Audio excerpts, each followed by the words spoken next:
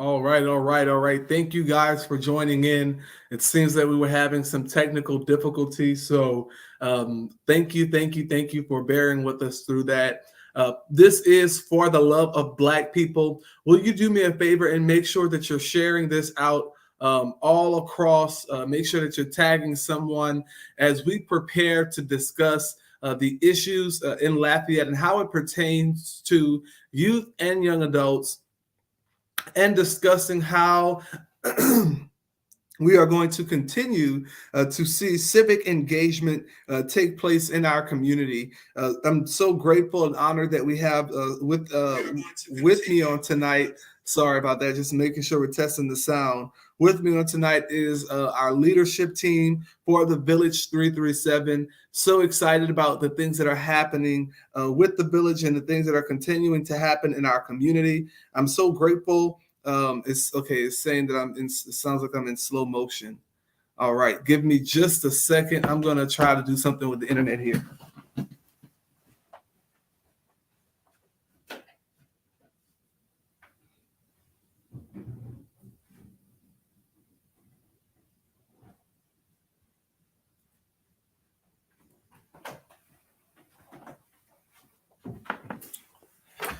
Alrighty, let's see here.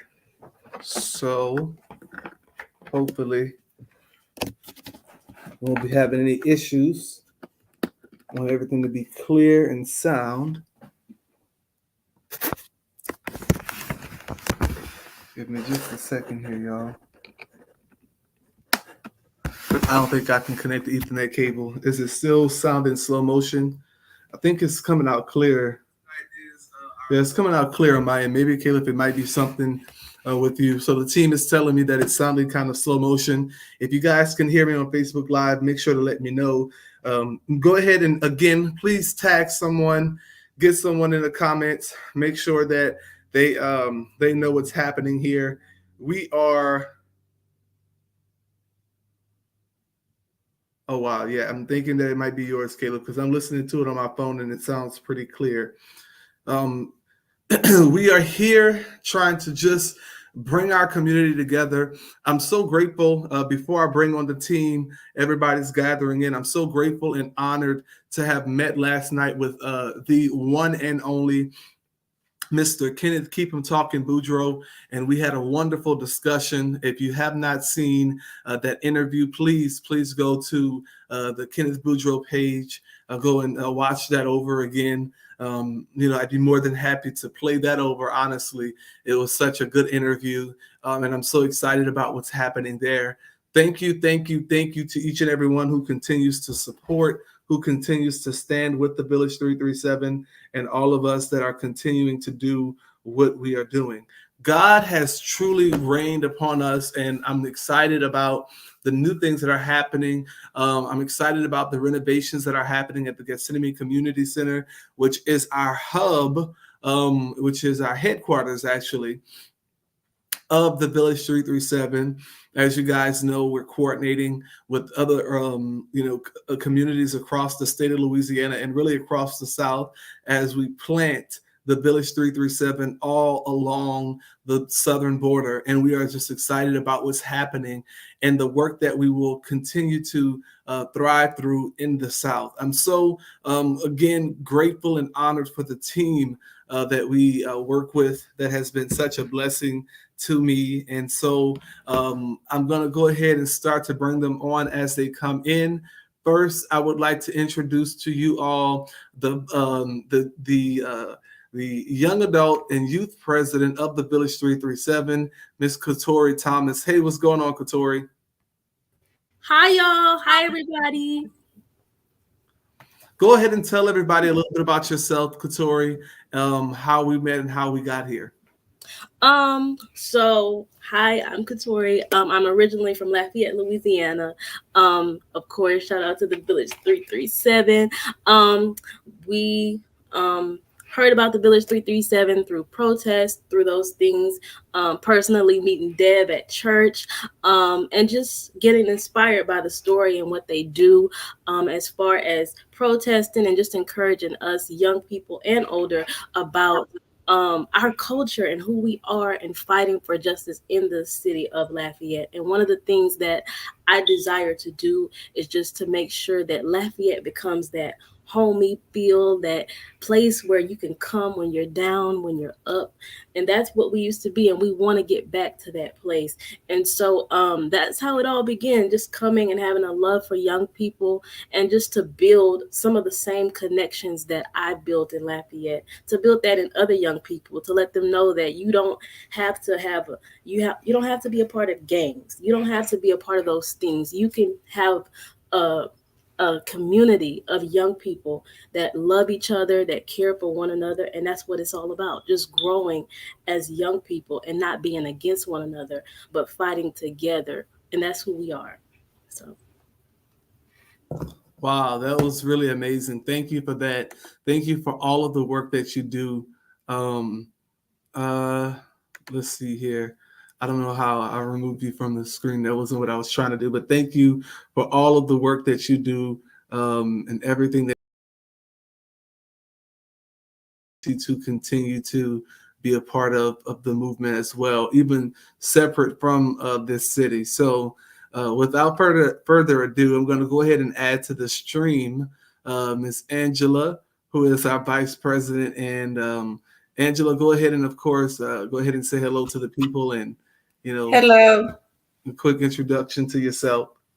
I'm Angela. I'm the vice president of the Village 337.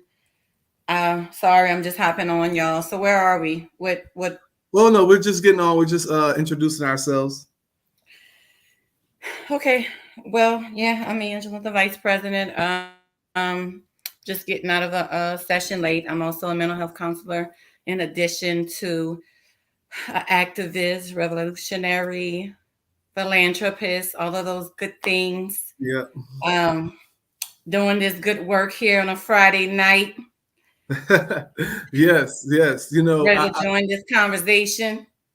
I'm excited about what's happening. I'm gonna see if we could get Caleb back on. Caleb was actually on with us, so Okay. yeah, he was having some service issues. Let's see, but this is what people need to hear and see, is the fact that we try to do the best that we can, and we try to give as much as we can. But man, this work is very, very, very hectic. So we do our best, Yeah. but we appreciate everybody for staying with us and for continuing to bear with us as we learn the process of all of this stuff. And it's very tricky, but we're getting it. I want to bring up an issue. We kind of had a panel discussion a couple of days ago, and it was extremely. I thought it went really well. I was really happy about the way that it went, and we were just talking about the issues locally here in Lafayette. And y'all may have to help me kind of keep up with the comments as if people comment. Remember, guys, as you're coming in, to make sure that you like, share, and comment. It is extremely important. It helps us to get this message out. And I'm going to at some point give a shout out to all of our sponsors and whatnot. But we have been discussing lately how we're going to get the youth and young adults civically engaged. I'm excited about a project that I'm working on with our young adult president, and something that we've been kind of, a baby that we've been kind of working on to talk about, putting together some type of summit with youth and young adults where we discuss with them and talk to them about how we get them civically engaged in the processes that we've been, so radically fighting. There's a lot of energy from people my age about these issues, but sometimes I think that we wait to center our energy around tragic situations that really and truly could have been avoidable, in my opinion, if we had done a little bit more work prior to the tragedy happening. I see Caleb is coming back in, so we're going to go ahead and try to add him to the stream. Hey, what's going on, Caleb? What's up, Devon? How's it going, man? It's going good. We can hear you clearly. Go ahead and introduce yourself to the people and let them know who you are, where you come from, and how you got started in all of this. All right, I can do that. Sorry ahead of time. I'm driving in the car now. I'm on the way to handle some business I have to take care of. So that's why I got the camera off. But my No, name's you good. my name's Caleb Cormier. Um, I kind of got started in this just seeing that there was a need for voices. I guess you say. I think that's how everyone initially gets started, whether it's you think it's through an organization or not. It's just you see that you have something to say or you feel something, and then you decide, I'm not just going to sit here and think about it or feel this and not let it be said, but then go out and let your voice be heard. So, it was around the same time that everything happened with Trayford. And, I came back into town. I was out of town at the moment, decided that I was going to try to do everything I could to let my voice be heard. And then here we are now. Yes, sir. And it's been definitely, certainly been a journey since then, and so grateful for you and everything that you've done. And when we talk about the Village 337, there would be no name the Village 337 without you. And I actually talked about that last night with Mr. Kenneth Boudreaux. So definitely, certainly appreciate you for that. And for continuing the work, because we know it's difficult, especially with life and how sometimes life can throw curveballs. But we are so grateful for your work and in your ministry, so to speak. So we were just we were just talking about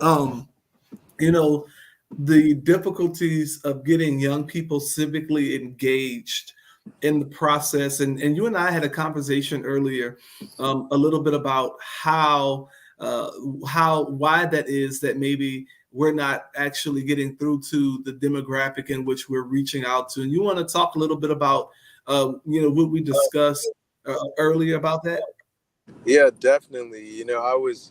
Right now, I just recently started teaching. I'm teaching the second grade over at J.W. Falk Elementary.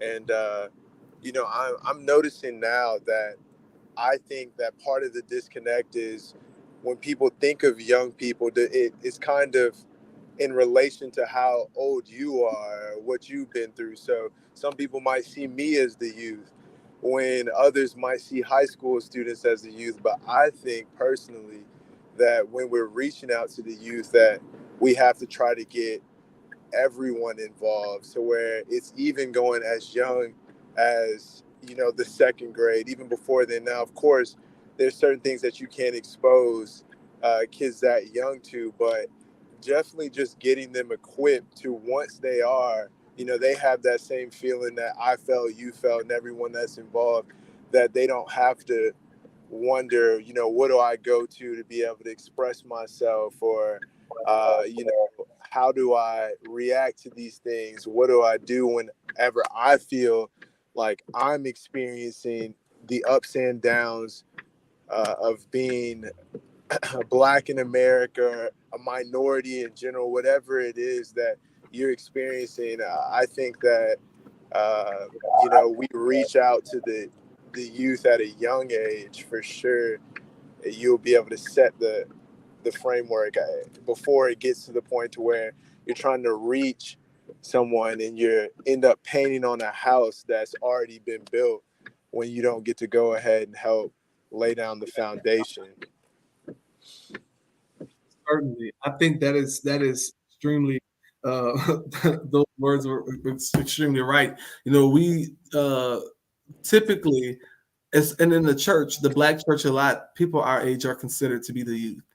And I told one of my friends the other day, I was looking at a conference flyer and I was like, oh my God, all these people are like in their 40s and 50s, like the leaders of the youth. And it's like, that's why there's such a disconnect, is because we're pushing 30, and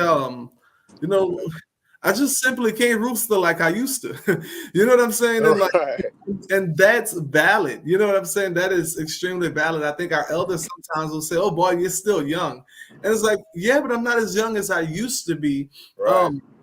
But it speaks to the mindset of like you said, it's dependent upon who you ask, but we do have to reach them, at a very young age. That age is, like we talked about earlier, is so crucial.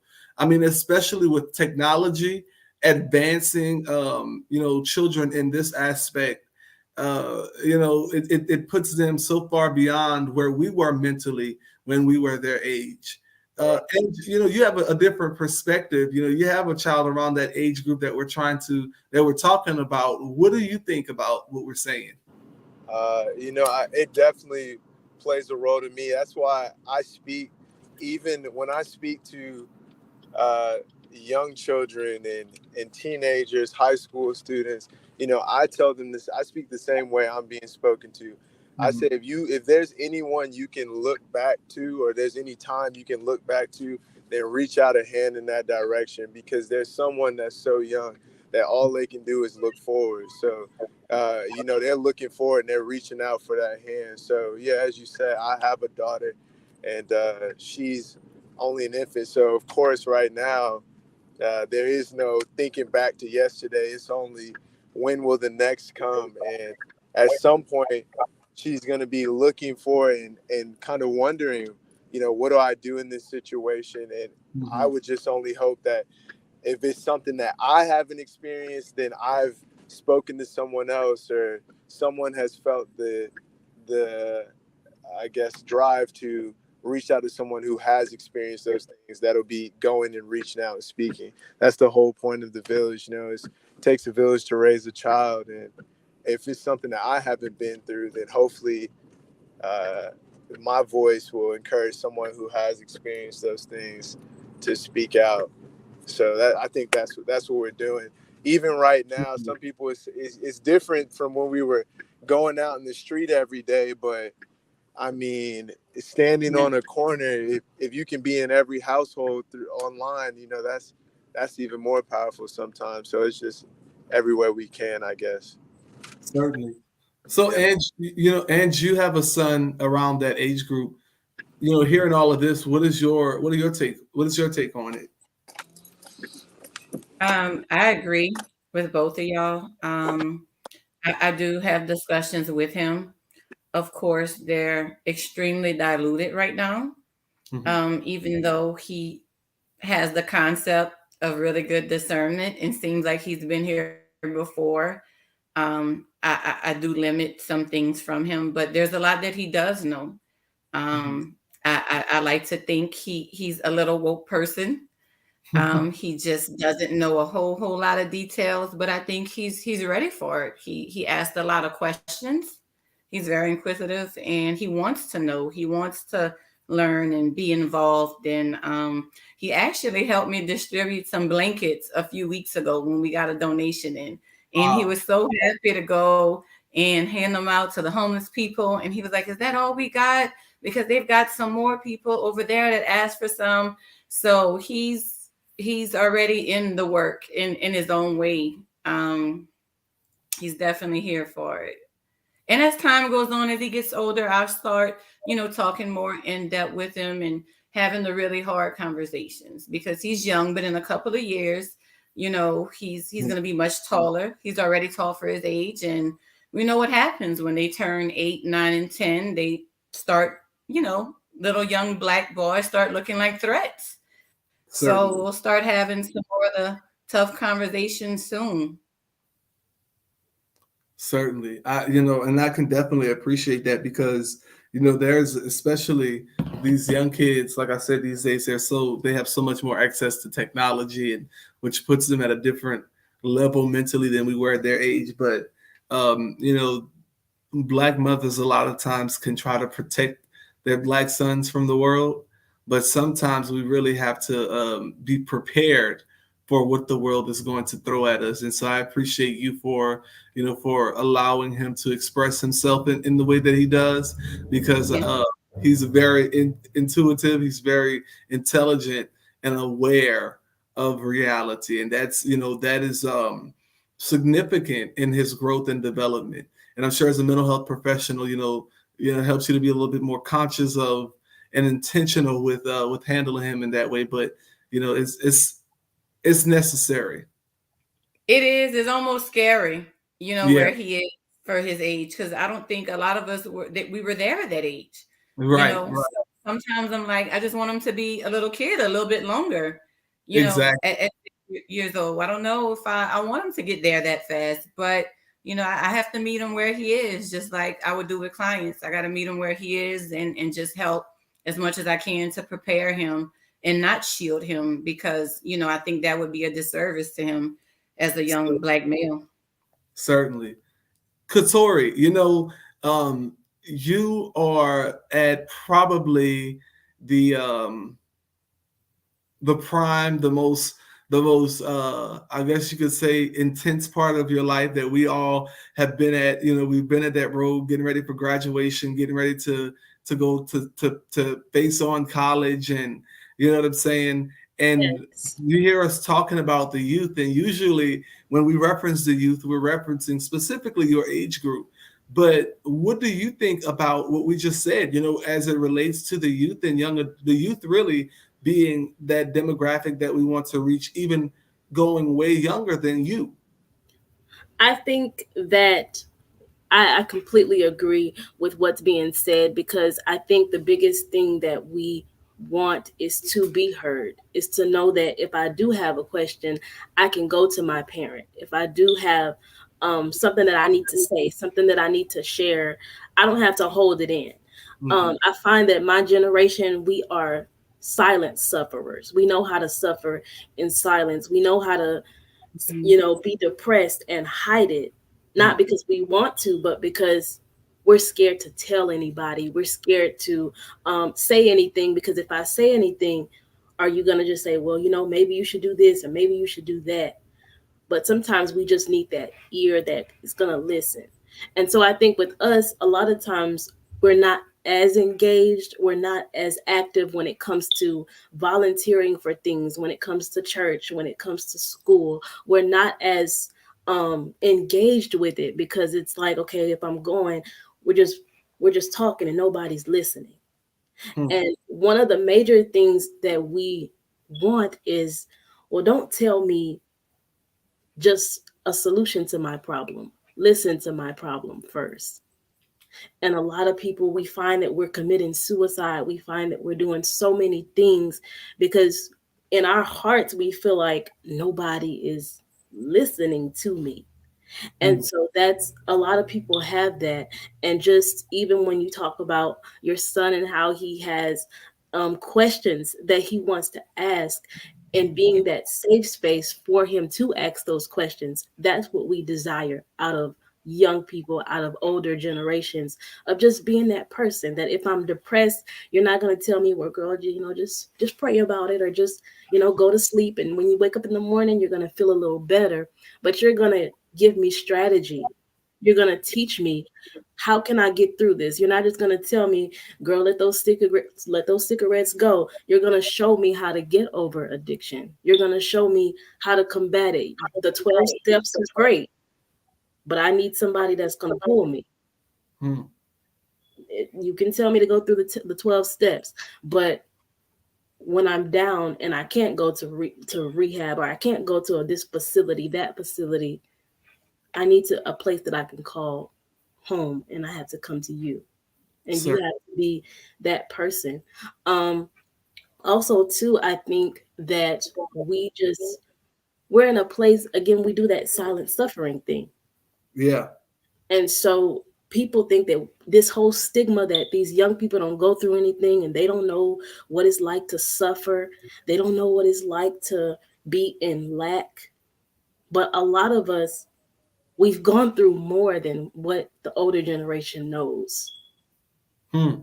We have gone through more than what it might not be. I have bills to pay. But it can be, I'm dealing with depression. I'm really thinking about giving up. I'm thinking of, because the one thing that I always tell people is, you can be great in public, but it's in private that matters. We can smile in public. We can smile in public all day and then just shut down privately. It's so easy for us to suffer in silence. And I think if we get rid of that stigma that young people don't go through anything, we'll get a lot better. When you realize, I might not have the bills to pay, but depression is a real thing too. Definitely. That's right. That's I right. might not have, a whole bunch of things that I have to pay off. We might not have the car note, but loneliness is a thing too. That's right. And even Mm-hmm. as Ange talks about mental health, again, we can be doing great on here, but Hmm. up here is what matters. And a lot of times, because we feel like we just don't have anybody to listen to, Hmm. we may like, not that we don't, but sometimes most of us, that's what we feel like, if I say what I need to say, will you brush it off? Will it not be at least a consideration in your mind? Like, for example, if I want burgers for dinner tonight, but you want spaghetti, and you say no to a burger, are you just going to tell me no and not give me an explanation? Or we not going to?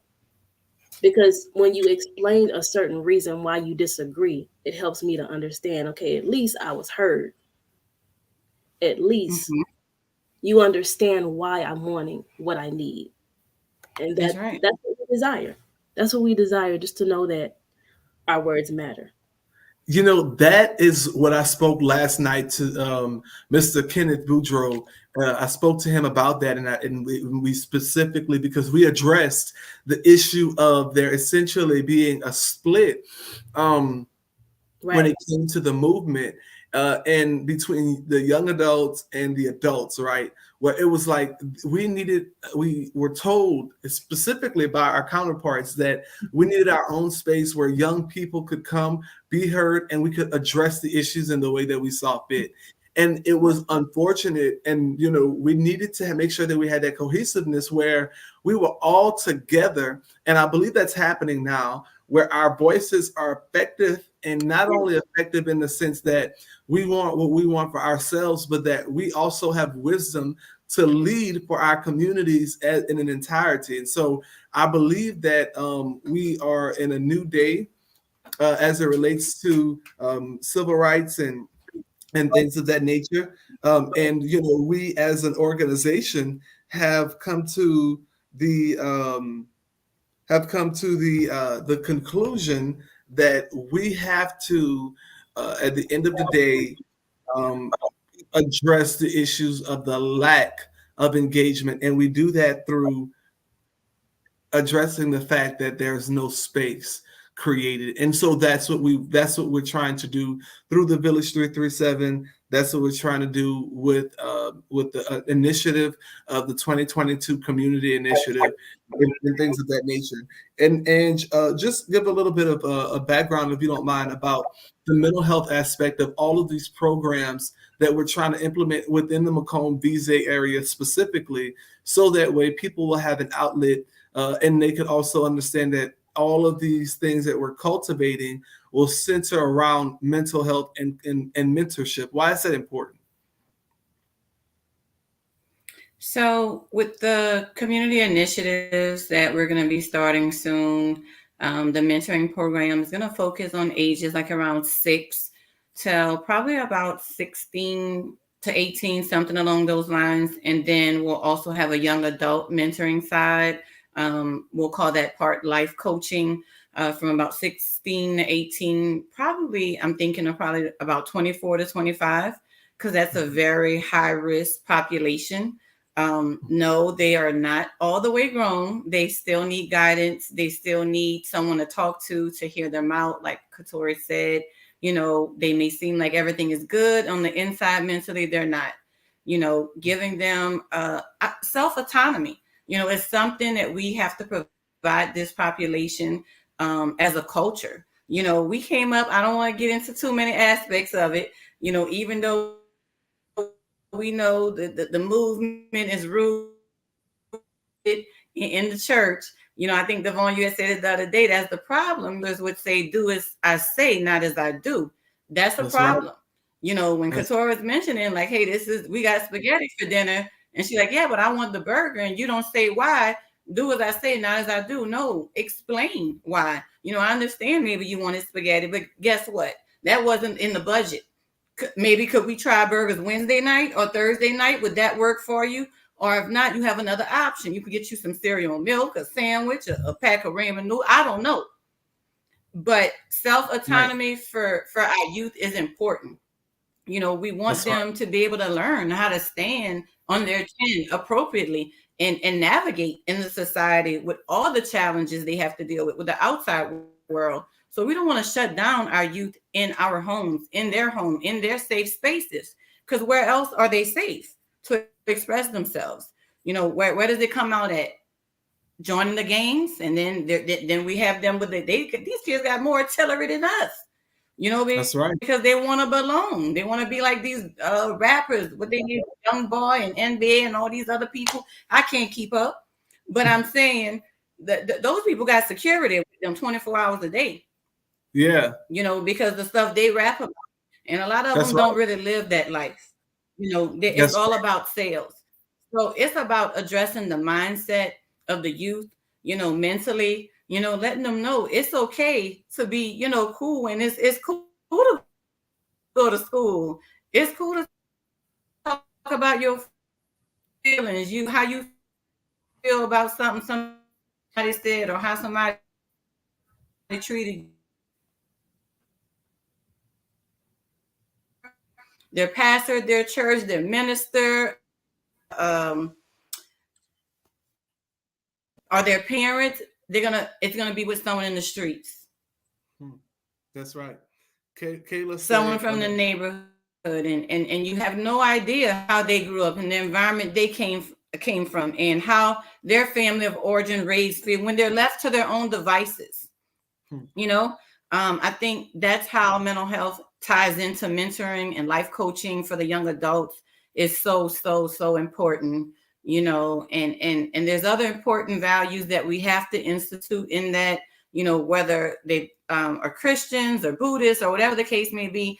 Higher power is very important too. I got to put that out there, y'all. As a mental health counselor, that there's empirical research on this. This is not just things that we make up. When people have a belief in a higher power, they are more mentally healthy. They do better in therapy. They have better productive outcomes in life. Right. So I got to put that part out there. It's invaluable to us, that component. And I mean, we got to get away from that taboo-ness of what goes on in my house stays in my house. Nah, if you being abused mentally, verbally, emotionally, sexually, you got to reach out to somebody you trust, somebody that looks like you, somebody that's not sitting there code switching, because that's not going to be the therapist, the counselor, the mentor you trust, the one that's code switching. That's going to be the one that talk like you, look like you, dress like you. Right. But they may have training, they may have credentials, they may have higher education. They may be mentoring people all over the world, in a Christian aspect. But then internationally, these are the people you got to go to if you're in these types of homes. That's right. That's right. This is, again, for those of you that are watching, thank you for joining in. Make sure that you like, share, and tag people in this video. You are sitting with the Village 337 leadership. We thank you for joining in. We thank you for continuing to support us as we try to reach out to our community and make our community a better place. Now, let's kind of zone in here to locally here in Lafayette. There's so many things taking place in Lafayette and the surrounding areas. And, Caleb, you're a teacher here, and, you're a mental health therapist. Katori, you've been to school here. We have many connections all throughout the community of Lafayette that has us engaged in various parts of our community. And, we have seen how it seems that we're almost, especially when you look at the north side and the south side, that is the tale of two different cities, right? And so what has happened here has been so tragically it's been such a devastating event, because we have watched an attack on our people, specifically Black people and marginalized people, by the mayor president, Josh Guillory, and his office. And when it started with Parks and Recreations, then it went with was COVID, and then there was so many things that took place by this government. Now you have an attacks on the library boards by Republicans. Republicans all over the state of Louisiana and all throughout the South and all over the country are attacking voting rights. There's all of these attacks that are affecting us here at home locally. What will it take for us to engage those young people that will be effective in making the change that needs to be made? Now, we're having this conversation right now, but in a couple of months here, in a month and a half or so, we're going to be having a summit where we will bring young people on this panel and we will discuss with them why it is that they're not civically engaged. What do they believe it's going to take to get their counterparts engaged? And what are they requiring from us as a community? I'm so honored that yesterday we had the opportunity to be with Mr. Kenneth Boudreau, who gave us essentially the platform to say to our elders and to those that have been established in this community that we don't want to take away anything that was done.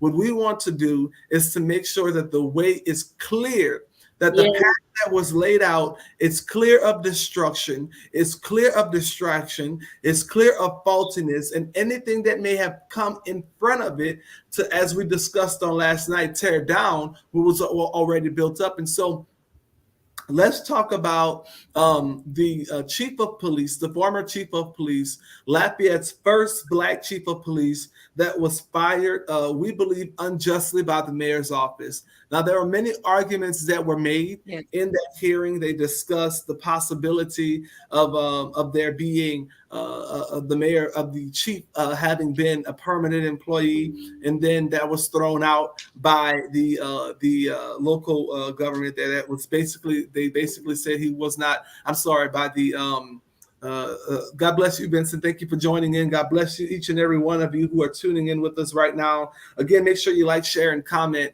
But the Civil Service Board, which is not at all diverse, is completely a white board with one woman who happens to be white as well. And they decided that, of course, he was not a permanent employee. And because of that, they had to argue on the merits that he was not given a fair opportunity to do his job. Now, I would argue that from the beginning, he was not given the fair opportunity to do his job because the mayor president hired him because he only wanted to make amends with the Black community. So how can you tell me that you gave me the fair opportunity to do my job when you were never intending for me to complete the job in the first place? Caleb, we haven't heard from you in a while. What are your thoughts on that? Do you think that he was given a fair opportunity to do his job? I don't believe that he was given a fair opportunity to do that job. I do believe that he was given the opportunity to do the job that Josh Guillory wanted him to do. And like you said, that was just to make amends with the Black community. I think that from the jump, every single action that's been taken from Josh Guillory, by Josh Guillory, I should say, has been just to as he said at one point, to be the heat behind the lamp is what he was referring to himself as. But I don't believe so. It's just, where was that lamp shining the entire time is the real question. So I don't believe that he was given the opportunity to do the job that he came in to do. But he did do and serve the purpose that Josh Guillory hired him for, and then he was moved on after that. So I am still very hurt by that. It's not just upsetting, it's hurt by that. I can only imagine that he's hurt, but I'm hurt by that. And yeah, I think it's clearly unjust.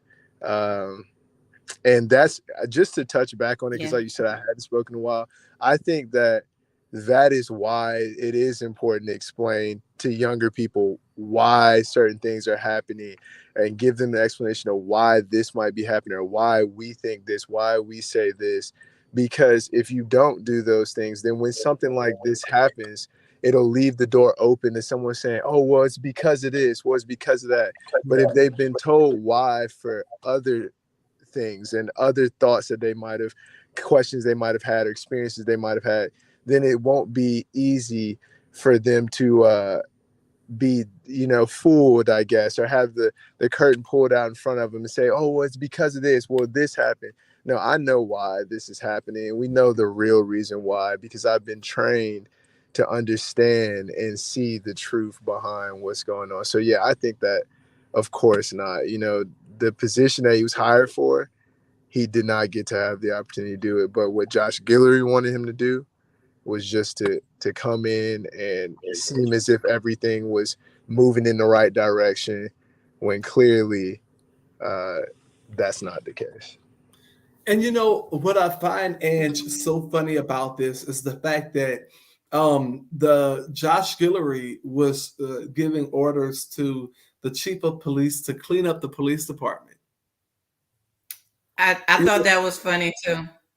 I also thought it was funny when he said he was the face of the personnel that was tasked with calming down the African American community. Did you hear that part too?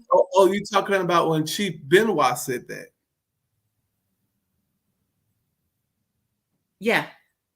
Okay, so did I say Chief Benoit or did I say Chief Glover?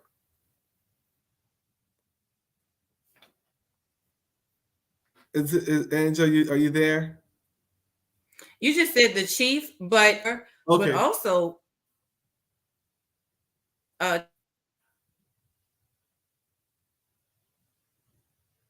Angel, I don't know what it is, but you keep breaking up in and out.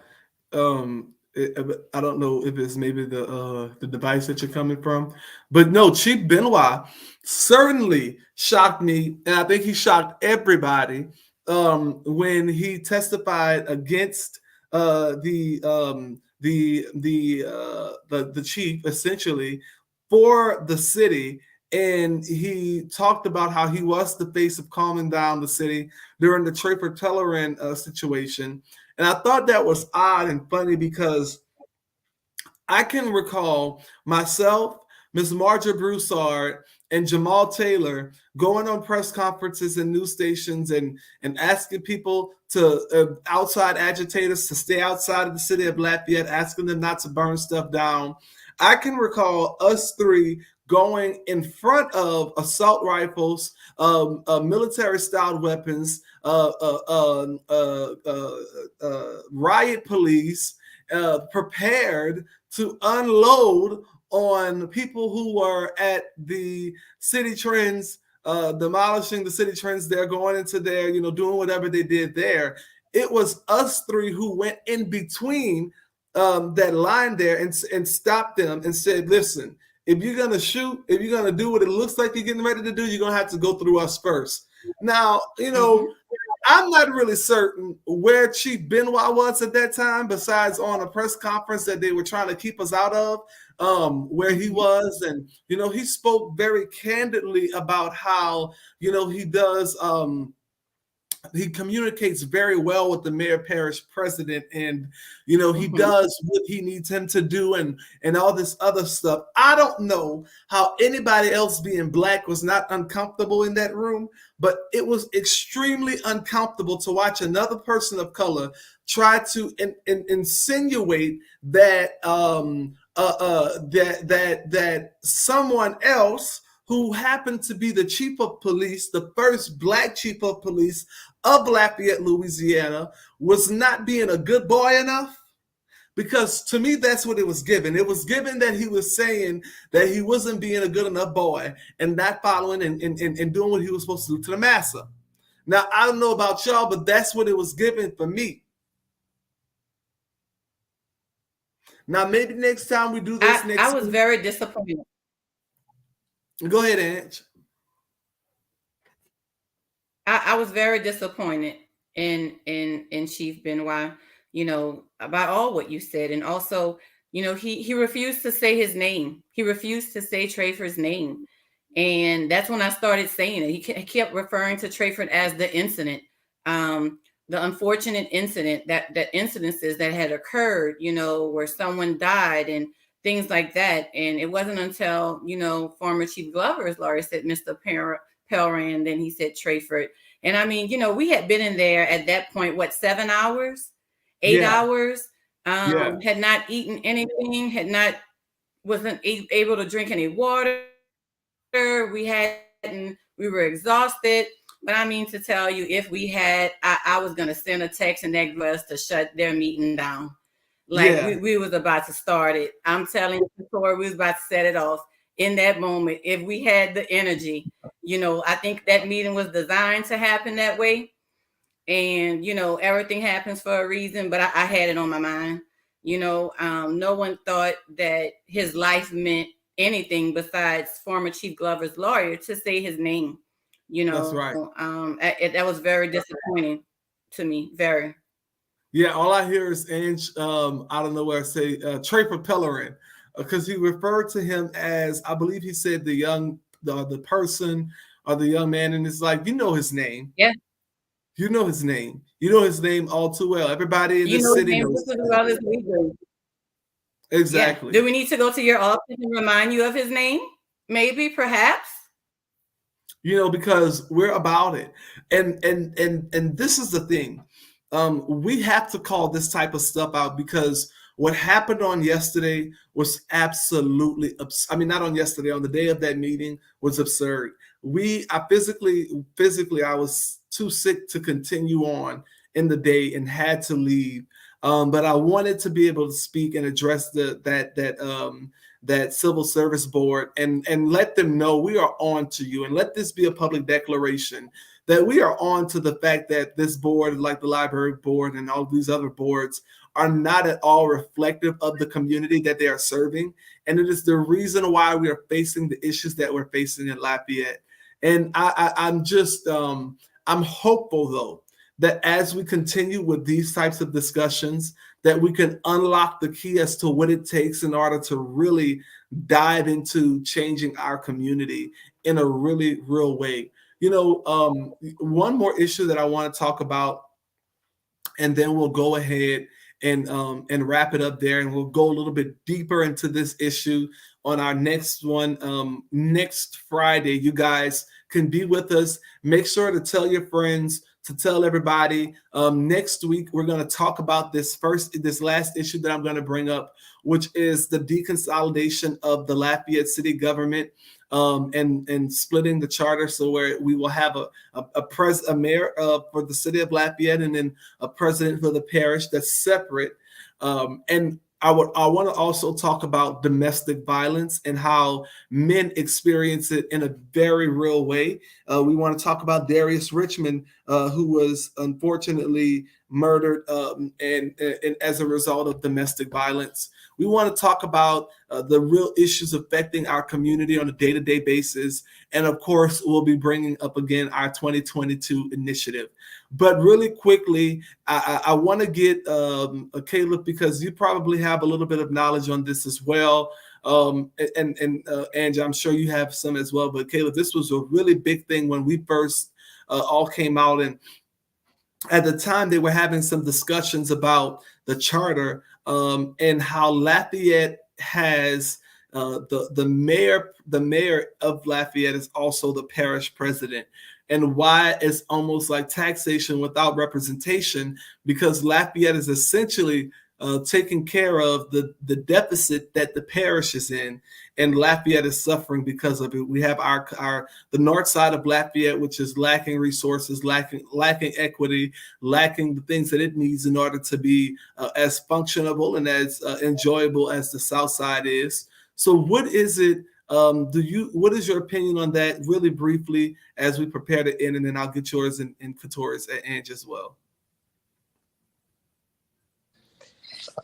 Yeah, I definitely have always been for splitting it, just because, like you said, I think there needs to be that voice to kind of, there should be checks and balances when it comes to that. There should be a voice to represent Lafayette itself, so that there is, when it comes down to, because as you know, if there is going to be, something's going, it's always going to go on the north side of town. Honestly, I feel as if when people think about Lafayette right now, they're not even, considering the north, depending on who it is. If you're not within that space and spending time there, people aren't even considering the north side of town as part of Lafayette. So I think splitting it will allow it to be an opportunity not only for, like, we have the checks and balances, but for when we are speaking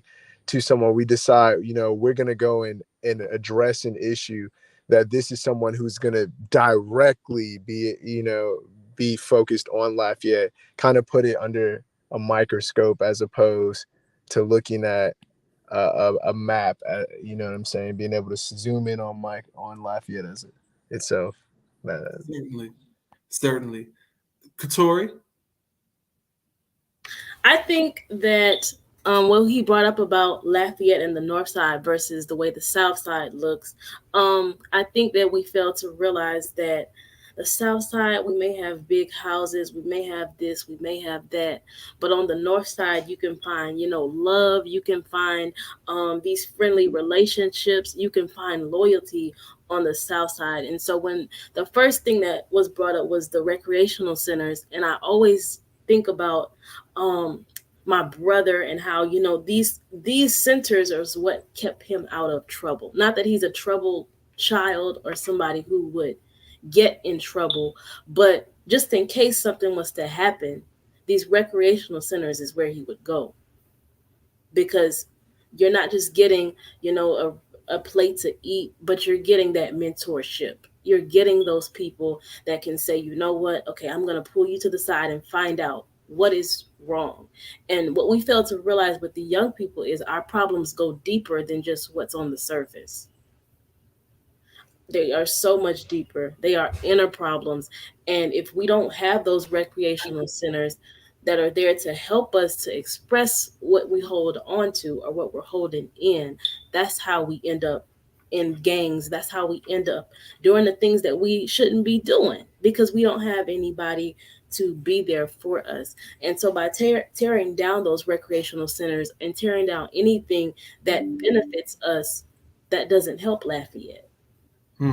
That doesn't help Lafayette. And I was thinking about it earlier, how I go to Lafayette. It used to be you go to Lafayette and the cars are moving. Everybody's trying to get to where they're trying to go. You go down your street and you can't get to the house because everybody's playing basketball together. You're laughing, you're having cookouts. And when I went recently, nobody was on the road, nobody playing basketball, nobody barbecuing, nobody coming outside. It's just quiet. And I'm like, God, we cannot leave this city like this. This is not it. This is not the Lafayette that we know. It's just not. So, I think major points were brought up tonight, specifically centered around why it's important that we split that charter, why it's important that we talk about it every day, why it's important that our young people are engaged civically, and why we have to start at an extremely young age. Oh, I see Ange is back in. Let me go ahead and add Ange to the stream. Ange, go ahead, let's see.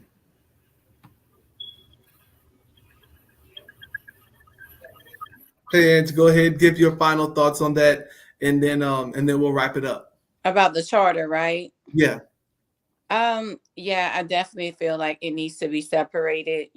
I've been looking for probably, I don't know, maybe 10 years, if not longer, the outskirts of the parish building up very, very quickly and very nicely, I may say.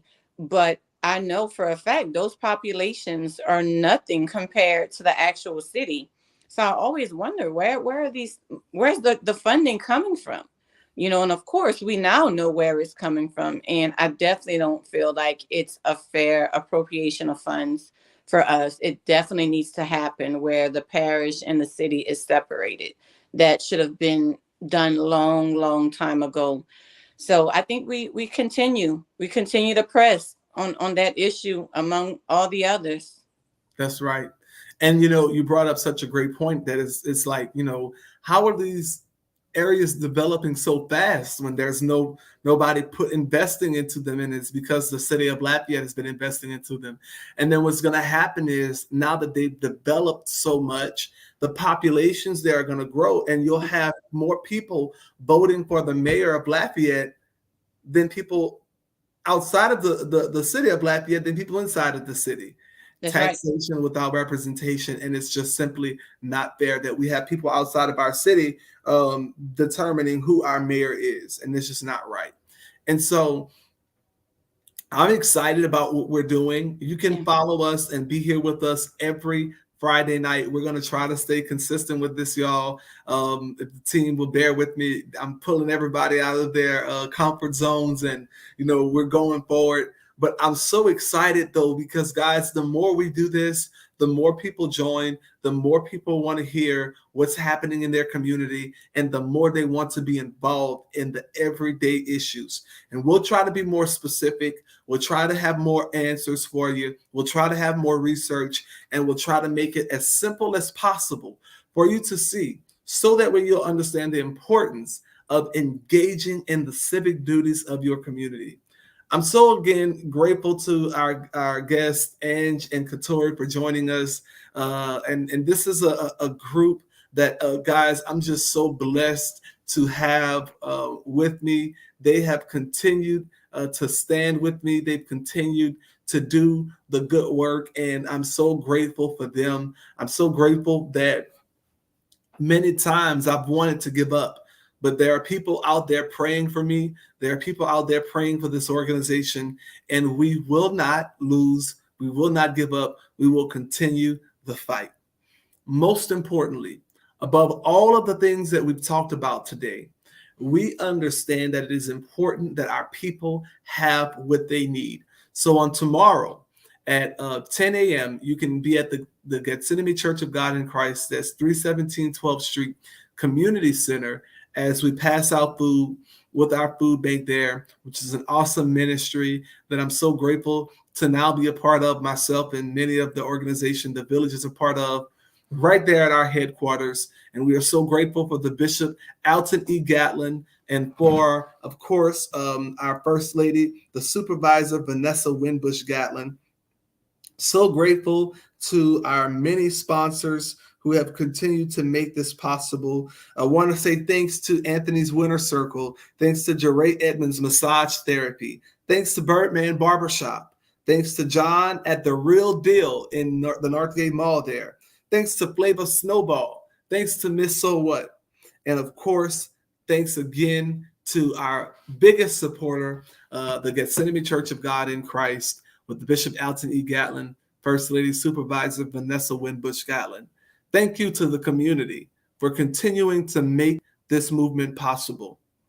At the beginning, I adopted a phrase that I heard somebody else say. I always was clear that this was not birthed by me. I have enough original things on my own. I ain't got to steal nobody's stuff, but I will give credit when I do. I don't know where it came from, but I heard somebody say, it's not a moment, it's a movement. God bless you, and God keep you.